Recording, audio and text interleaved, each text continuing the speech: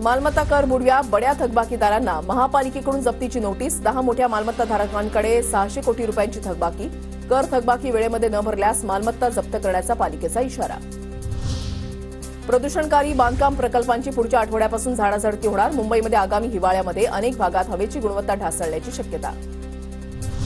मुंबईमध्ये 36 विधानसभा मतदारसंघांचा उद्या निकाल। प्रशासकीय यंत्रणा सज्ज, 2700 कर्मचारी मतमोजणी प्रक्रियेमध्ये सहभागी होणार। मुंबई ठाण्यासह राज्यभरात गुरुवारी किमान तापमानामध्ये मोठी घसरण। राज्याच्या बहुतांश भागामध्ये 11 ते 12 अंश सेल्सिअस किमान तापमानाची नोंद। मुंबईकरांना गुलाबी थंडीची चाहूल।